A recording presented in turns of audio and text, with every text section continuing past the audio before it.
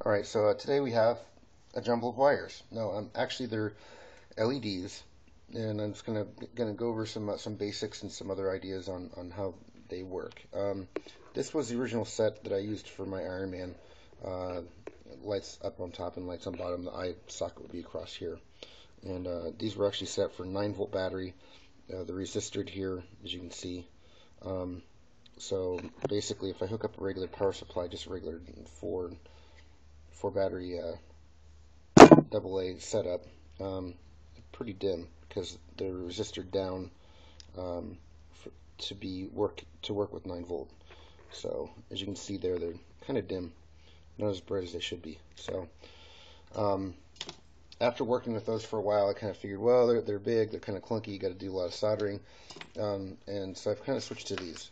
These are low profile LEDs, and easily fit within the helmet, and supply quite a bit of light. So um, that one there's for the War Machine.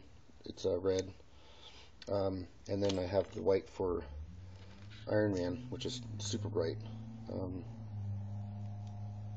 I can get these to work here, hold on. Okay. So same thing with those though too. They're just super small LEDs, and then I have a set of 5 here, which are pretty bright. And these are actually resisted at the end here, as you can see there. So, and these are really bright.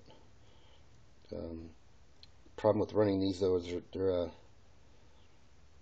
see how bright those things are. They're super bright. So, but basically with these, let me show you the setup in my faceplate. They're set up just as a string along the top. I glued them in, and then I used a piece of Sintra plastic, just white Sintra plastic. LEDs like white to reflect off of. That has to do with the frequency of the light waves. They reflect more off of white than they will off of silver. So let me show you this real quick here on this set. So you can see that they light up pretty well, and you get a nice glowing effect on there. So there's no hot spots. Basically, the LEDs are probably right up here, and there's only 4 per eye, so it works pretty well. So even better in the dark, and with the bottom reveal, you can kind of see through the faceplate. So, but basically, you could do once you do the Sintra on the back side of this, you want to cover it with some sort of black. I use electrical tape on this one here, or you can do vinyl tape, something like this. Just cut your sections off, and then it's got an adhesive backing on it. Pretty simple to do. So my next project is hands, and what I've been using for the hands is just a simple little drop light. It's one of those types that you mount to a wall, and it pivots back and forth. So pretty bright. And what I'm going to be doing next actually is taking the breadboard that I used for these. Let's see where to put that out. Here's a small section of it. This can actually be bent. So what I'm planning on doing is actually making something that goes completely around the outside of it like this.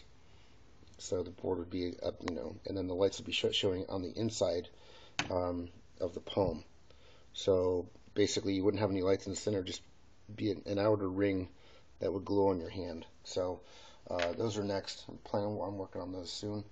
Yeah, if you guys have any questions, let me know. There's a ton of tutorials about how to wire up resistors and lights and kind of power settings and whatnot for LEDs. So if you have any questions, I can answer them to the best of my ability, or I can point you in a direction where you can actually get some pretty good answers. So, but that's basically about it for the lights. I'll be working on some other small stuff too. Haven't been updating recently because I've been making a bunch of props for people, so hopefully I can catch up on some YouTube videos soon. So, alright, thanks guys. Let me know if you have any questions.